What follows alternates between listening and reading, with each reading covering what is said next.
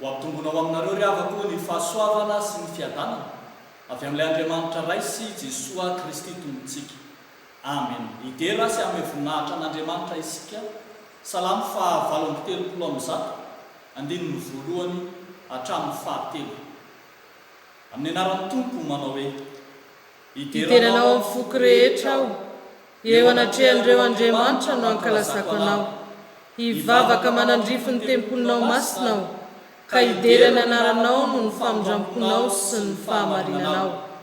Fa efa nomenao voninahitra ny teninao ho ambony ny anaranao rehetra. Tamin'ny andro nitarainako dia namaly ahy ianao, nomenao fahasahianao ka nisy hery ny fanahiko. Amen.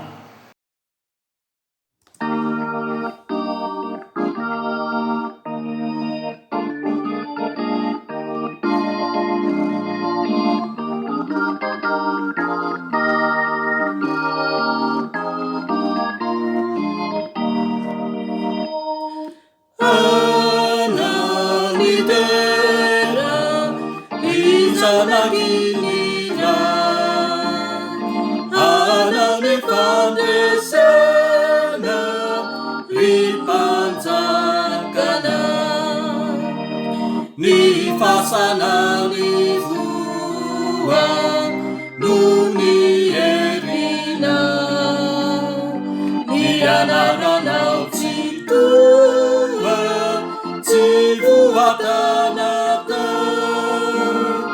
ana ni tera ni canakinira ana me fandesa ripanjangana yana resi lare ni fasana ni fanjakani uta kulasana ni eri ni satana vatu ananau nandresi haritaduri anau itera rizanakinira anau nifandesana ripanjakana. Iomina amin'ny vavaka isika ry avaka. Andriamanitra rainay masina sy tsara indrindro, dia rainay sy ankalazanay ary omenay voninahitra ianao. Endre ny fahatsaranao, endre ny famindramponao, izay ahatra anao sy atobaka ao amin'ny fiainanay. Misaotranao izay Tompo, fa tsy nalany ritra ny ainay ianao, ary misaotranao zahay fa mbola sitraka ao Andriamanitra ny anandratanay ny feonay, hidera nkalaza ny voninahitra anao, miombona amin'ny mpino rehetra maneran'izao tontolo izao amin'ity andro anio ity. Ho anao Andriamanitra irerianany ny voninahitra hatramin'ny taloha indrindra sy ankehitriny ary mandrakizay. Amen. Eno amin'ny fanajana ry avako ary eritrereto fatratra ny sitrapon'Andriamanitra izay omena antsika amin'ity andro anio ity, arak'izay hita ao amin'ny soratra masina. Fa hoy ny Tompo, ary tsy ketraka izahay, fa na dia mialevona aza ny toetrinay ivelany, dia avozona isan'andro kosa ny toetray anatiny. Fa ny fahorianay maivana izay vetivety foana, dia maika miasa fatratra indrindra ka mahatanteraka voninahitra mavesatra, maharitra mandrakizay ho anay. Raha tsy mijery ny hita izahay fanitsiny, fa ny hita dia vetivety foana, fa tsy hita no haritra mandrakizay. Amen. Sambatra mahitsy lalana izay mandeha araka lalan'i Jehova, sambatra izay mitandrina ny teny vavolombelony ka mitady azy amin'ny fony rehetra. Amen. Ry avako malala amin'ny Tompo, manoloana izany sitrapon'Andriamanitra izany, dia mahatsiaro tsy tanteraka eo anatrehany isika, fa andeha iombona amin'izao vavaka fifonana angatahana famelan-kelo ka eo anatrehan'ny tompo izao hivavaka isika ry ava. Andriamanitra rainay masina sy tsara indrindro, Andriamanitra masina ianao, Andriamanitra marina ianao, Andriamanitra tsara ianao, kanefa Tompo tsy mba narahanay ny fahatsaranao sy ny fahamarinanao ary ny fahamasinanao, fa nandeha nizotra tamin'izay tianay atao izahay, nandeha tamin'ny lalana izay tsy araka ny sitraponao izahay. Eny, tsy nandinika, tsy nieritreritra akory ny fananganana ny tena sy fiainana izay efa ampiomanina ao anay, tsy nandeha araka ny sitraponao izay Tompo ka mifona eo anatrehanao mangataka famelana. Raha sitrakao Tompo diovy amin'ny ranao soa izay nalatsakao teo amin'ny hazo fijaliana ho fanavotana anay, ary ny rano Jesosy Kristy zanaka no anadio anay ho afaka amin'ny tsy fahamarinana rehetra. Misaotra Tompo fa voavelany pelokay noho ny anarana, amin'ny anaran'i Jesosy Kristy Tompo nanaovanay izany mivavaka izany. Amen.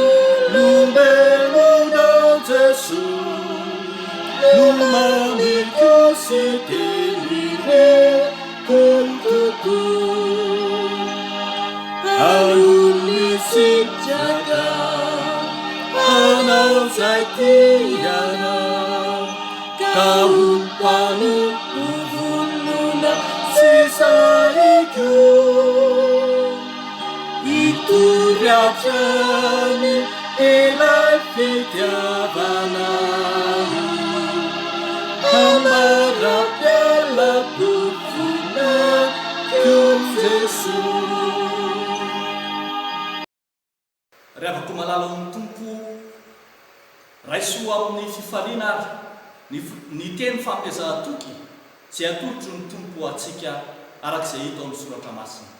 Fa hoy ny Tompo, izao no lazain'i Jehova mpanjakan'Israely, dia Jehova Tompo maro mpanavitra azy. Izao ny voalohany ary izao ny farany, ka tsy misy Andriamanitra afa-tsy izao. Aza matahotra namangovotra ianareo, tsy efa nampandrehanareo hatramin'ny fahiny va aho ka nanambara taminareo? Eny, ianareo no vavolombeloko, misy Andriamanitra afa-tsy izao va? Tsia, tsy misy vatolampy tsy hitako izany. Ho velona indray ny olonao izay efa maty, ny faton'ny oloko hitsangana, koa mifoaza sy mioby ianareo izay mandry eo mivovoka, fa ny ambonao dia tahaka ny ambon'ny fahazavana, ary ny tany hiteraka ny maty. arak'izary afaka malala ambaranay amin'ny anaran'i Jesosy Kristy fa voavelany elokareo miderany anarany masina fa sambatra ny olona izay voavelany elona sy voasarona amin'ny fahotana sambatra ny olona izay tsy sainy Jehovah eloka ary tsy misy fitaka ny fanahiny. Amen.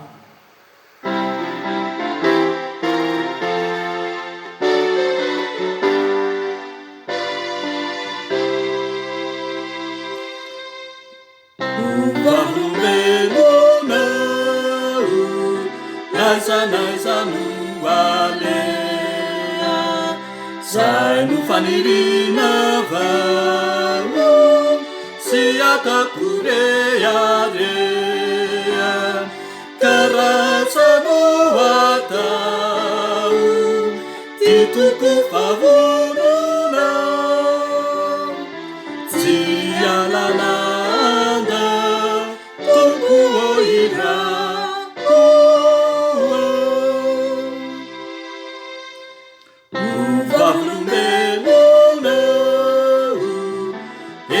tanirailana tuniluaranu vau zay mamelumelunana anasunitaniai efamia manata tumpu oitindra alefasuhu aokary isika izao iombona amin'ny fanekemponona iombona antsika amin'ny fiangonana masina maneran'izao tontolo izao ny fanekemponona natao amin'ireo vavolombelona nanatry maso laharana faefatra no ifandimbiasa antsika manao hoe manambara amin'ny finoantsika an Jesosy Kristy isika dia araka ny tenin'i Jaona mpanao batisa hoe indro ny zanak'ondrin'Andriamanitra izay manaisitra amin'ny fahotan'izao tontolo izao. Sy araka ny teniny ataony Andre hoe efa nahitany Mesia izahay. Sy araka ny teniny ataony Natanaela hoe Rabio, ianao ny zanak'Andriamanitra, ianao ny mpanjakan'ny Israely. Sy araka ny teniny ataony Samaritana hoe ny tenanay no nandre ka fantatray fa izy tokoa ny mpamono izao tontolo izao. Sy araka ny teniny ataony Petera hoe ianao ny Kristy zanak'Andriamanitra velona, ianao ny manana ny teny fiainana mandrakizay. Ary araka ny teniny ataony Tomasy hoe tompo sy Andriamanitro. Amen.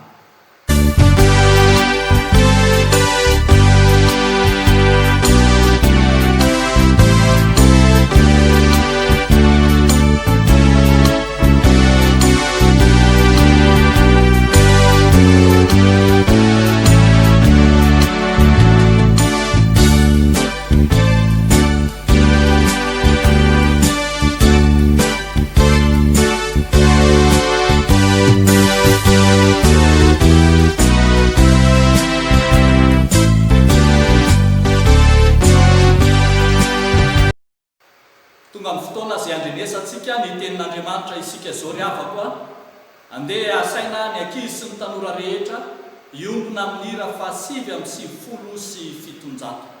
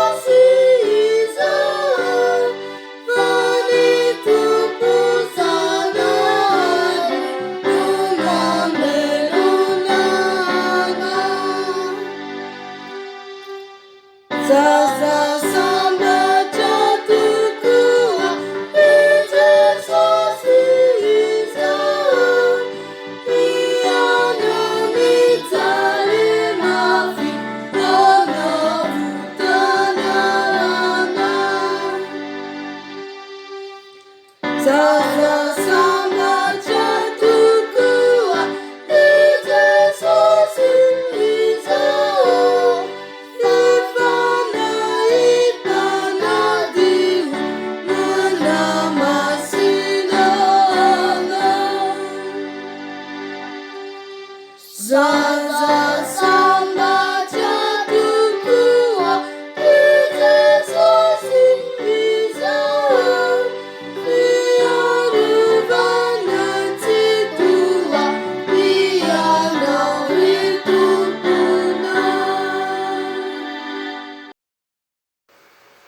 afaka isika ry afaka. Andriamanitro tonga ny fotoana andrenesanay ny teninao, lay teny fiainana, lay teny manazava ny andavanandrom-piainanay.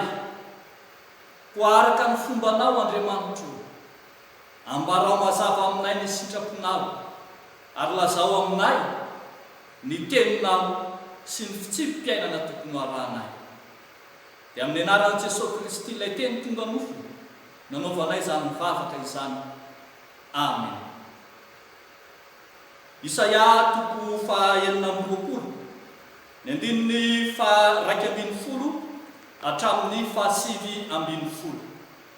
Amin'ny anaran'ny Tompo manao hoe: Jehovah, avo ny tananao nefa tsy jeren'ireo, tsy maintsy ho jereny ihany anefa ny fahasari-piarinao amin'ny olonao ka homenatra izy. Eny, afo no andevina ny fahavalonao. Jehovah, manorina fiadanana ho anay ianao, fa ny asanay rehetra dia tanterahanao ho anay.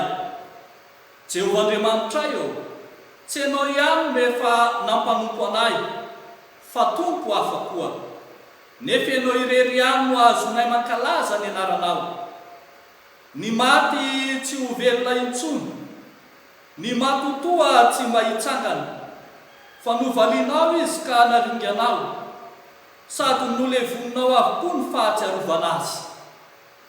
Nampitombo ny firenena ianao Jehovah, eny nampitombo ny firenena ianao, ka nahazo voninahitra ho anao.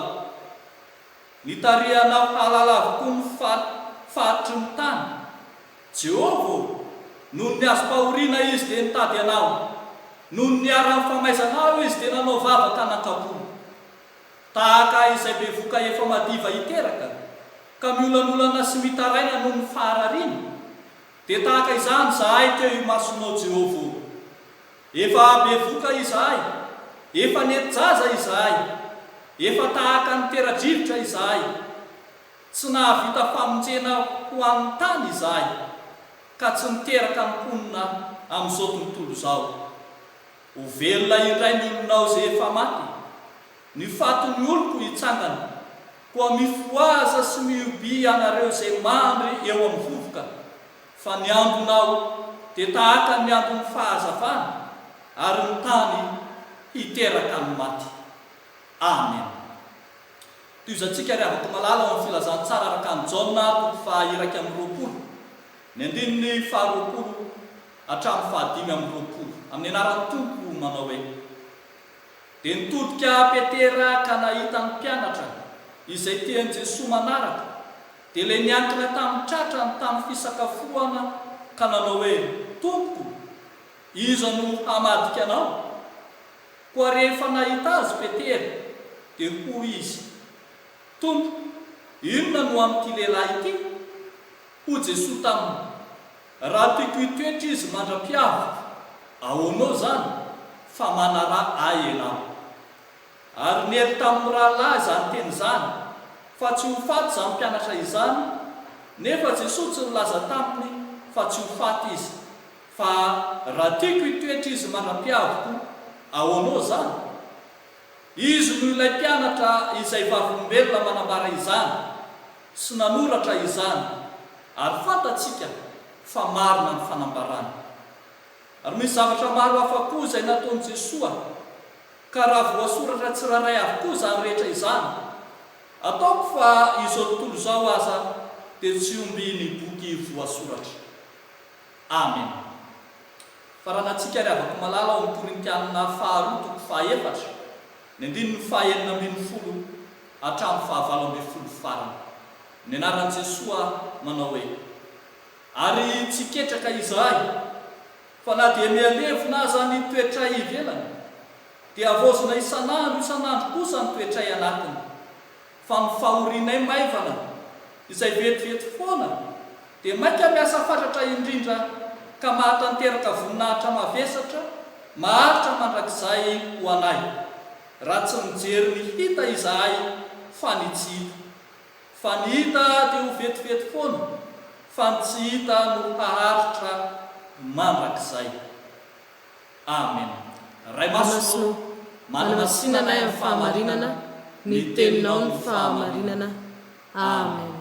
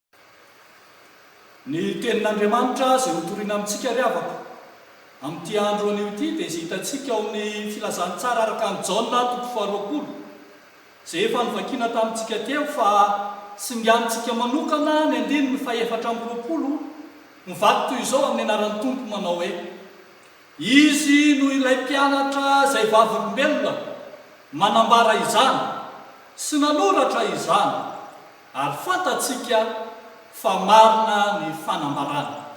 Izy no ilay mpianatra izay vavolombelona manambara izany sy nanoratra izany ary fantatsika fa marina ny fanambarana. Amen. Riavako malala,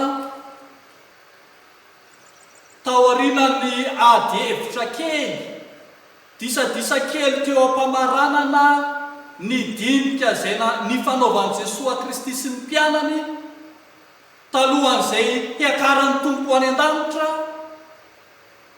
dia aseho eto ity 420 ity. Andininy izay toa milaza fa natoinona disadisa sy ady hevitra eo amin'ny mpianatra tiany mpanoratra avy hatrany ny mitarika sy manova ny resaka, manova ny sainy rehetra, ny mpamaky, ny mpandray anjara hifantoka amin'ny hoe mpianatra vavolombelona. Mpianatra vavolombelona. Voalohany ary, ny mpianatra vavolombelona dia vavolombelona manambara. Hoy ny voalaza amin'ny hoe izy no ilay mpianatra izay vavolombelona manambara izany. Izy no ilay mpianatra vavolombelona manambara izany. Izany tapakandininy izany dia mampiseho amintsika fa miazakazaka manadino ny ady hevitra ny mpanoratra eto. Ary toa tsy tsaroana akory, toa nandalo fotsiny ilay ady hevitra hita eo amin'ny 20 hatramin'ny 20 hitantsika teo. Ny amin'izay hoe Tompoko iza no amadika anao, inona no amin'ity lehilahy ity ka namaliny Jesosy azy hoe raha tiako hitoetra izy manam-piavaka, ahoanao zany fa manaraha. Lay teny hoe vavolombelona manambara zany dia hitantsika amin'ny vanim-potoana milaza ny ankehitriny, satria ny zava-misy hitany, ny zava-misy natrehany, ny zava-misy teo anoloana no indro ambarany ankehitriny. Ary inona moa ny zava-misy hitany fa tsy ny amin'ny Jesosy Kristy ilay velona, ny amin'ny Jesosy Kristy ilay mitsangana, ilay Jesosy Kristy niseho amin'ny mpianatra indray taoriana amin'ny hafatesany. Ary zany no hijoron'ny mpanoratra vavolombelona ka ho ambarany koa ankehitriny. Arak'izany dia to milaza mihitsy izy fa vonona izy ny anambarany zavatra izay hitany sy natrehany. Vonona izy ny amin'izay hanambara ny amin'ny zavatra izay henony voatselakory zany. Izany mantsy no mahavavolombelona ny vavolombelona. Nisy mantsy aoko tsarotsika fa nisy mantsy ireo vavolombelona izay nandainy, ireo vavolombelona nylaza tsy marina hitatsika eo amin'ny 120 zany. Ary ny ely tamin'ny rahalaza ny teny zany fa tsy ho faty zany mpianatra izany, nefa Jesosy tsy nilaza taminy fa tsy ho faty izy. Fa nitenen'i Jesosy dia hoe raha tiako hitoetra izy mandra-piaviko ahonao zany. Ry havako malala ao amin'ny tompo, intelo farafahakeliny Jaona, ary Jaona raha teo moa no heverina fa manoratra ity filazany tsara ity. Intelo izy ny farafahakeliny milaza izany hoe izy dia vavolombelona manambara ary marina ny fanambarany zany. Ao amin'ny toko 7 ny 5:30 dia koa ny voalaza manao hoe ary ilay nahita dia vavolombelona manambara ary marina ny fanambarany, ary fantany fa mino marina izy mba hinonareo koa. Any amin'ny epistily 4 nosoratan'i Jaona ihany, Jaona 4 ny 12 dia koa ny voalaza manao hoe ary izay koa manambara izany, ary fantatrareo fa marina ny fanambaranay. Eto zany dia fantelony no ilazany Jaona amin'ny asa soratra izay nosoratany fa marina ny fanambarany. Taony fiainan'ny manontolo mihitsy no manambara izay hitany sy reny sy natrehany.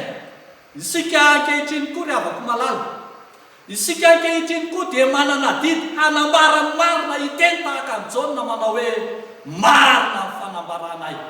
Manana didy isika izay rehetra nahita sy nandre nahatsapa ny fahaveloman'i Jesosy Kristy mba hanambara izany marina izany eo amin'ny fiarahamonina misy atsika.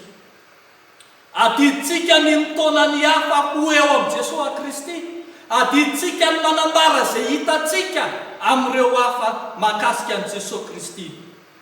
Evero anie ry havako malala ny nataon'ilay vehivavy Samaritana fa izay, fa rehefa niona marina ka nanatrika an'i Jesosy Kristy izy, dia nandeha niazakazaka anakany an-tanàna nitondra sy nanambara izany vavao mafaly zany, ka niteny tamin'itao tanàna manao hoe andeha hijery zaroa lehilahy zaroa izay nilaza tamiko ny nataoko rehetra, izao anga no Kristy. Ry havako malala, raha resaka fanambarana no resantsika dia mijoro vavolombelona Jaona manambara ny marina. Fa mihoatra lavitra noho izany, ny fanambarana lehibe indrindra dia ny fanambaran'ilay zanak'Andriamanitra nisy eto ao amin'i Jesosy Kristy. Izy Jesosy Kristy tenany mihitsy mantsy no milaza manao hoe izaho no manambara ny tenako, ary ny ray izay nanirakahy dia manambara ahy koa. Jaona 5:50.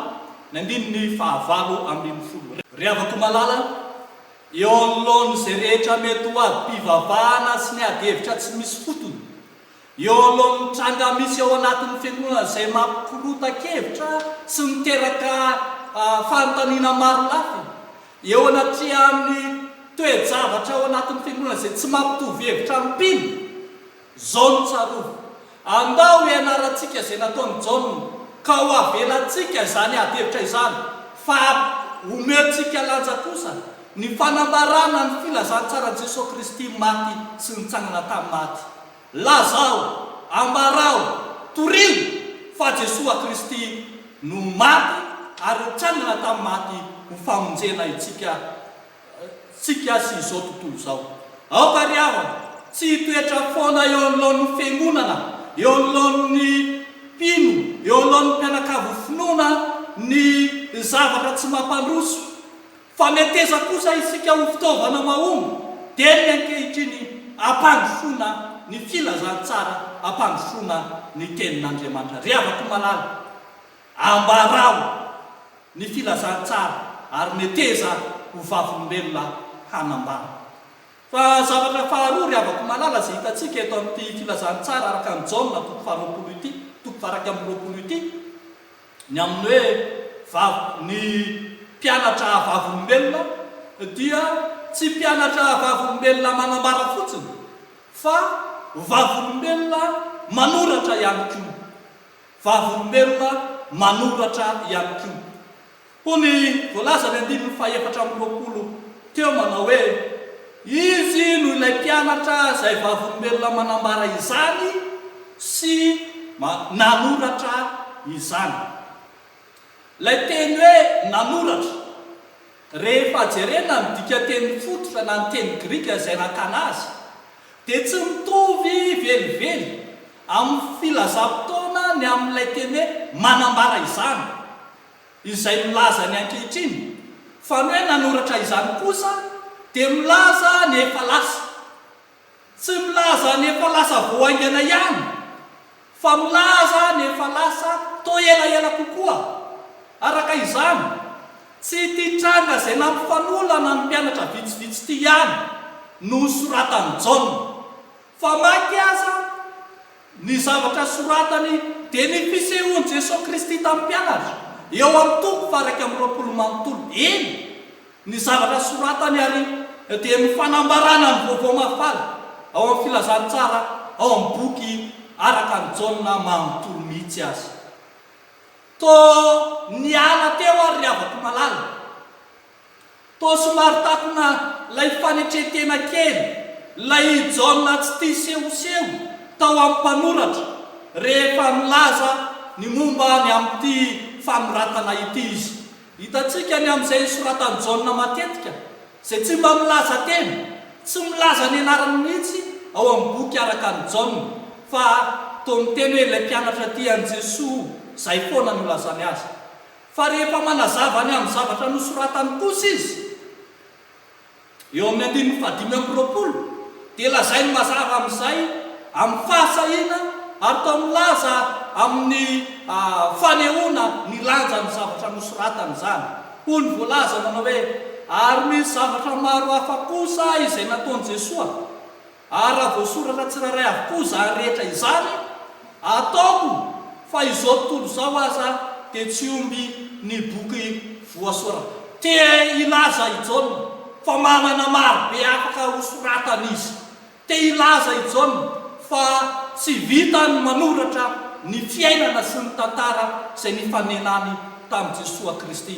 Ary mbola manamafy izany azy izay voalazany ao amin'ny toko faharoapolo 7:30 sy 8:30 manao hoe ary misy famantarana maro hafa koa nataon'i Jesosy teo mason'ny mpianatra izay tsy voasoratra amin'ity boky ity, fa voasoratra zao mba hinonareo fa Jesosy no Kristy zanak'Andriamanitra, ary mba hanananareo fiainana amin'ny anarany raha mino ianareo. Ry havako malala ao amin'ny toko, raha soratra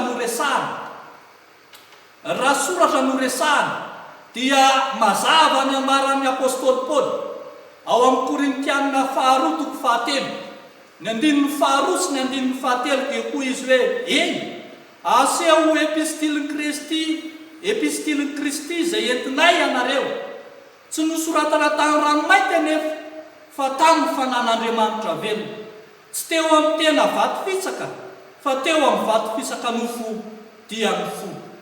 Tao miresaka zany fa ny fiainana andavanandro ny mpino mihitsy, ny fiainana sy ny fitondran-tena ny mpino mihitsy no tokony ho soratana, tokony hanoratra ny momba ny tenantsika sy ny amin'izay lasantsika isika. Ho hitan'ny olona hahafahantsika mijoro vavolombelona ny amin'i Jesosy Kristy. Ry havako malala, ry kristianina, ry fiangonan'Andriamanitra zao no tsarovo ry havako, fa aikay tarako izao tontolo izao amin'ny zavatra izay soratantsika isika. Tsarovy fa tarako izao tontolo izao amin'ny zavatra soratantsika isika. Inona ny soratantsika pino amin'ny fiainantsika pino? Tarako izao tontolo izao amin'ny ataontsika ny fiangonana, tarako izao tontolo izao amin'ny ataontsika azy Kristy. Koa raha tarafony zao tontolo zao amin'ny ataontsika ny fiangonana, raha tarafony zao tontolo zao amin'ny ataontsika i Kristy, inona ry avako nosoratanao ho amin'ny fiangonana? Inona nosoratanao ho amin'ny Kristy? Inona ny lasa, inona ny ankehitriny azonao ambara ho an'izao tontolo izao? Ry avako malala, soratra amin'ny toetra ho hitan'ny taranaka faramandiny, ho hitan'ny fiarahamonina, ho hitan'izao tontolo izao izay fitondrantena asehonao, izay fihetsika sy izay asehonao eo anivon'izao tontolo izao. Izay rehetra ataontsika ankehitriny no hijorontsika ho vavolombelona ary hitan'ny taranaka faramandiny. Saia ry avako malala hiteny tahaka ny Jaona apôstôly izay niteny fa izay manao hoe izy ilay mpianatra izay vavolombelona manambary zany sy nanoratra izy zany. Ry avako malala, raha fehezina azo tenin'Andriamanitra izao, raha fehezina ny tenin'Andriamanitra dia mitarika ny fotsika sy ny saitsika hitodika amin'ilay Jesosy Kristy maty sy nitsangana tamin'ny maty. Ampandefitra ny ambotsika rehetra momba ny fiainan'ny fiangonana, momba ny amin'izay zava-misy sy iainana ankehitriny, fa ny lanja kosa ny fijoroana vavolombelona Jesosy ilay maty sy nitsangana tamin'ny maty. Dia n'Andriamanitra irery amin'ny voninahitra, fa ao amintsika kosa ry avako ny fiainana ny mahavavolombelona antsika. Amen.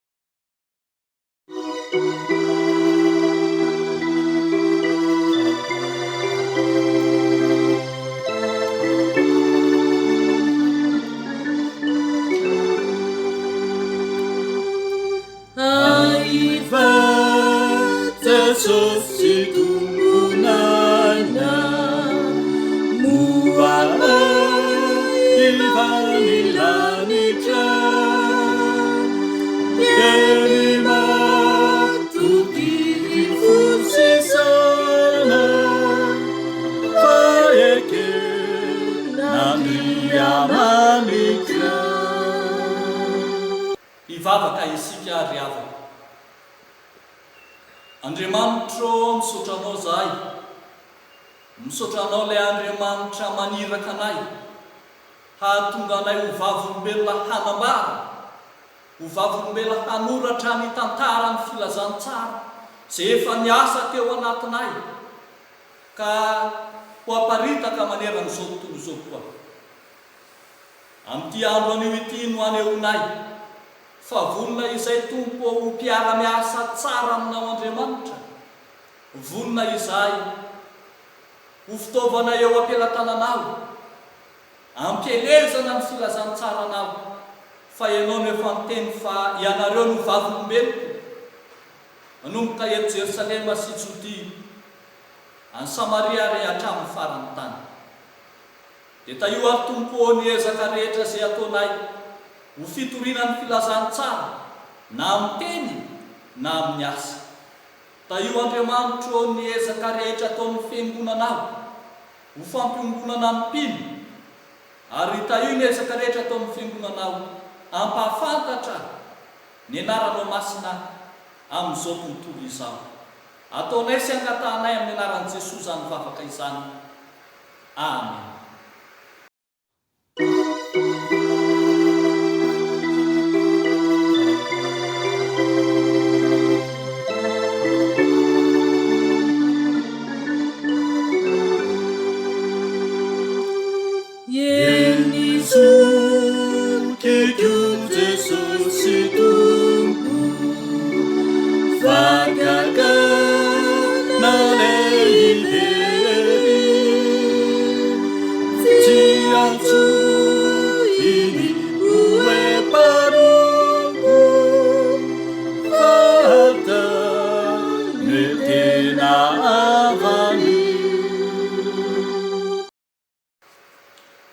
Andriamanitro mivavaka aminao zay ankehitriny ho an'ny fiangonanao sy ny asany rehetra, ho amin'izay ahafahana maneho amin'ny fomba hita maso ny asan'ny finoana sy ny fijoroana vavolombelona.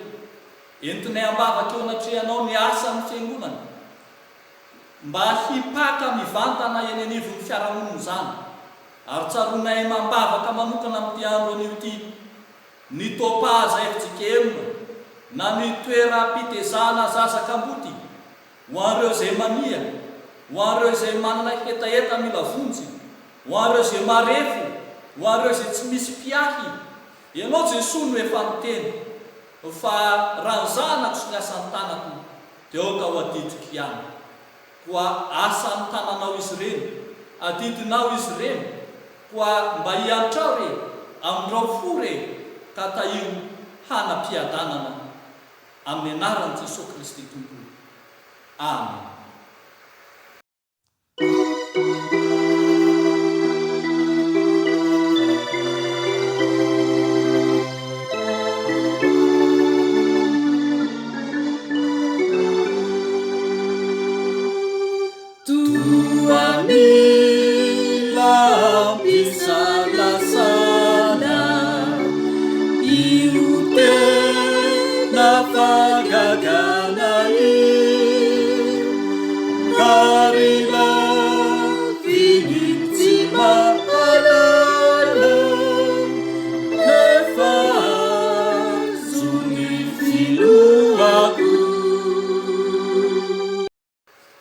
Andriamanitro eo alohan'ny fiparian'ny valanaretina Covid-19 manerana izao tontolo izao, feno fisaorana anao zahay noho ny ataonao amin'ny taninay, noho amin'izay amindranao fo aminay, noho izay hiainonao ny vavaka sandratray, na dia mpanota tsy mendrika ary izahay, dia fantatray fa miaino anay ianao, mamaly vavaka anay ianao. Misaotra anao Tompo noho ny amin'ny vokatra hitanay maso tsy azo ny tananay tsapaina ankehitriny, fa mitombo ny malagasy izay voan'ny aretina miasitrana ankehitriny. Misaotra anao zahay tsy irehare noho ny amin'ny herinay sy ny fahaizanay na ny fahalalànay, fa aneo kosa ho voninahitra aho amin'ny zavatra rehetra. Misaotra anao ny amin'ny fitaovana rehetra izay nampiasanao Andriamanitra hatongavana amin'izany, ireo mpitsabo sy ny ekipa medikaly rehetra, ireo teknisianina samihafa, ireo tompon'andraikitra ara-panjakana rehetra, ireo izay miara-misalahy hatanteraka izany. Misaotra anao izay Tompo, ary raha sitraka aho dia aminao hatrano manankinanay no avy rehetra mba ho amin'ny tsaratsara kokoa hatrano. Dia matoky zahay fa firenena manana anao, firenena henonao vavaka, ary firenena amin'nyrano fo ny firenenay dia Madagasikara izany. Ny anaran'i Jesosy Tomponay. Amen.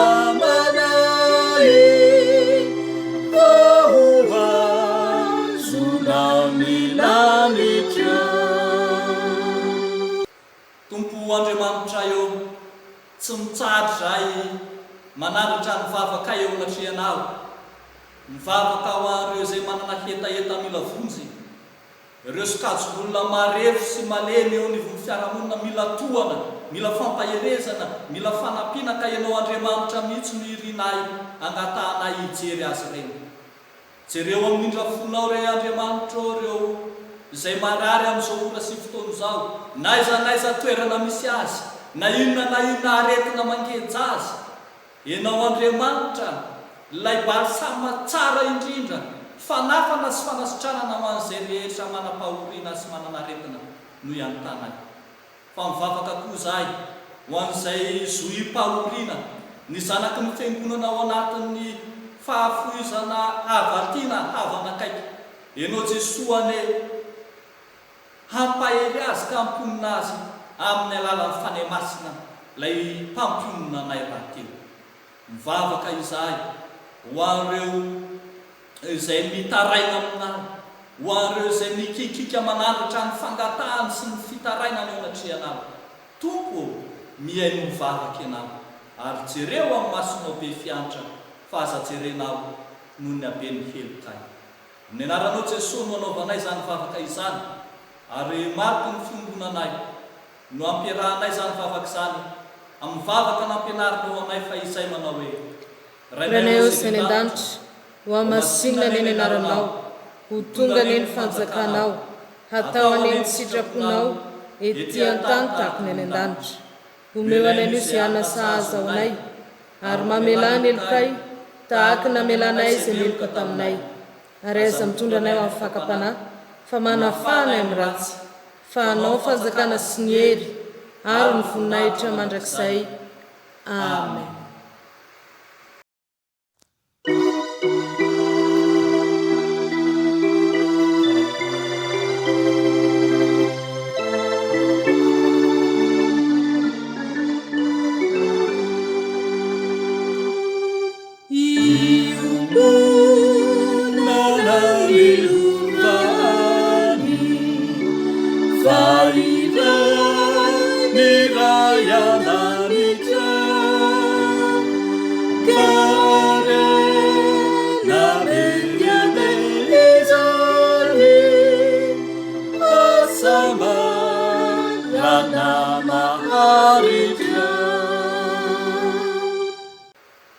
Raison'ny finoana zao ry avako ny tsodranomasina izay tonona sy nomena amin'ny anarany Jesoa Kristy tombontsika. Ho ny Tompo Jehova hitahanareo, ho tahina izay matahotra amin'ny Jehova, ho tahina izay matahotra azy na ny kely na ny lehibe, ary azo ely ianareo amin'ny ilatsahany fanahy masina aminareo, ary ianareo no vavolombeloko Jehova manomboka eto Jerosalema sy Jodia sy Samaria ary hatramin'ny farany tany. Amen. Dia ho an'Andriamanitra irerianany ny voninahitra amin'ny anarany Ray sy ny Zanaka ary ny fanahy masina. Amen.